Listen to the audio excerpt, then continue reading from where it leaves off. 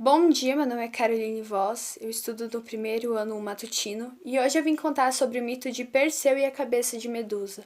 Mas antes de contar sobre esse mito, é preciso saber quem foi Medusa e quem foi Perseu. Primeiramente, então, falando de Medusa. Medusa era filha de Forces e Ceto e tinha duas irmãs, Steno e Euríale. Essas três irmãs juntas formavam as irmãs Górgonas, e dentre elas Medusa era a única mortal. Medusa sempre foi muito linda. Ela tinha uma beleza encantadora, principalmente seus cabelos, eram muito invejados. E ela era uma grande adoradora do Templo de Atenas. Ela tinha uma grande paixão, uma grande admiração por Atenas, então ela frequentava o templo dela diariamente. E por ser sacerdote de Atenas, ela tinha que se manter pura, virgem para isso. O problema acontece quando Poseidon, o deus dos mares, se apaixona por Medusa. E Medusa, obviamente, recusa ele, até porque ela não quer isso e quer continuar se mantendo pura para continuar sendo sacerdote. Poseidon fica indignado. Ele acha isso um absurdo e estupra Medusa no templo de Atenas.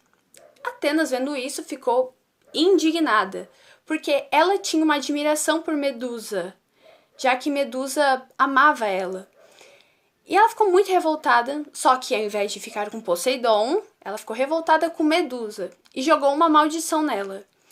Os cabelos de Medusa se tornaram serpentes que ficavam picando o rosto dela.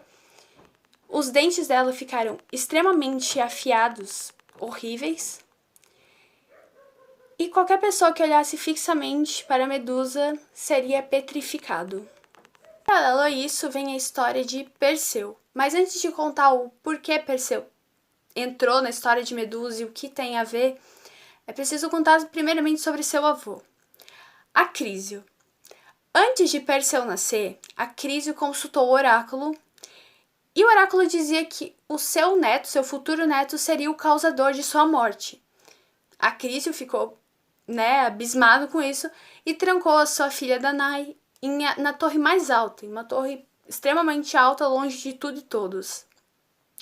Zeus, vendo isso, Deus dos deuses, ele se apaixonou por Danae. E então ele fez uma chuva dourada, se infiltrou nessa chuva e, enfim, Danae teve Perseu. Acrísio, quando descobriu isso, ele ficou muito revoltado e colocou Danae e Perseu em uma arca e jogou no mar. Nisso, um rei chamado Polidecto encontrou eles na água e tirou eles de lá. Só que assim, não foi do dia para a noite, eles ficaram vagando nas águas por muitos e muitos meses, então demorou muito tempo. Perseu, ele cresceu extremamente saudável, os seus poderes eram de uma força extrema e ele também tinha grande agilidade. Perseu cresceu muito saudável. E Polidecto deu para ele só uma missão, como se fosse o único favor em troca dele ter salvo a vida dele e de sua mãe, que era matar Medusa. Perseu, então, acaba aceitando essa missão, obviamente, só que é uma missão muito difícil, então ele ocupa a ajuda de Atenas e Hermes, que dão a ele objetos mágicos para ele conseguir realizar esse feito, já que matar a Medusa não seria nada fácil, porque olhar fixamente para ela levaria à morte. Então, olhando para o reflexo do escudo que ele estava usando, ele conseguiu decapitar a Medusa. Só que não foi uma tarefa, obviamente, nada fácil. Ele então começa a usar a cabeça de Medusa como uma arma contra os inimigos, já que só de olhar para os olhos dela, eles acabariam petrificados. Aí existem duas versões do que Perseu fez com a cabeça de Medusa. Uma delas é que ele entregou para Atenas como uma prova de resistência, provando que ele era capaz de fazer aquilo. Então ele queria provar para a deusa da sabedoria isso. E a outra é que Atenas pediu a ele a cabeça de Medusa como um pedido de desculpas para Medusa, porque ela se arrependeu de ter feito isso com ela, e assim então ela coloca a cabeça de Medusa em seu escudo. Também tem uma outra versão, que pode ser real, eu não sei, que é Medusa foi estuprada no Templo de Atenas. Porém, quando Medusa conta isso para Atenas, Atenas não acredita nisso, porque ela acredita que jamais o seu tio, Poseidon, faria isso com alguém.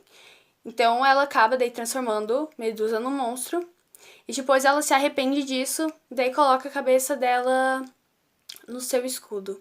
Então tem várias versões, eu escolhi a que eu, achei a mais real. Uma coisa muito importante de falar, depois de ter lido sobre esse mito e ter falado sobre ele, é que assim, Medusa, ela é considerada um símbolo feminista, tanto que existe até a imagem de Medusa com a cabeça de Perseu, que é considerado um símbolo feminista. Tem até uma estátua de Medusa com a cabeça dele, que é totalmente contraditório ao mito original. A Medusa ela é usada como um símbolo feminista porque ela foi uma mulher muito injustiçada, obviamente. Porque depois que ela foi estuprada por Poseidon, a culpa foi dela. Ela que foi transformada em um monstro. Poseidon não levou culpa de nada. E é uma coisa muito presente nos dias atuais. Sempre a culpa é da vítima. É sempre uma desculpa pra culpa ser da vítima. Tava usando um shorts muito curto, muito apertado. A camisa tava muito curta. O batom vermelho. Tava mostrando demais as pernas. Tava bêbada. É sempre uma desculpa pra vítima ser a culpada e não o agressor. Então esse é um dos maiores problemas da atualidade, dos dias atuais, e que é muito notável na mitologia grega. Existem vários e vários casos de estupro na mitologia grega, e isso nos mostra o quão parecido que ainda é a realidade hoje. Então é necessário que ocorram mudanças e que parem de culpar a vítima, porque a vítima não tem culpa. Medusa não teve culpa. Medusa foi transformada em um monstro injustiçadamente. Ela sofreu 2 vezes. Então, é necessário que aconteçam mudanças e que o mundo, a sociedade, pare de culpar a vítima e comece a entender que a culpa é totalmente do agressor. Então, esse foi o mito de Perseu e a cabeça de Medusa e o que isso está relacionado com a atualidade, com a sociedade nos dias atuais. Eu espero que eu tenha contado certo, espero que tenha gostado. É isso. Até!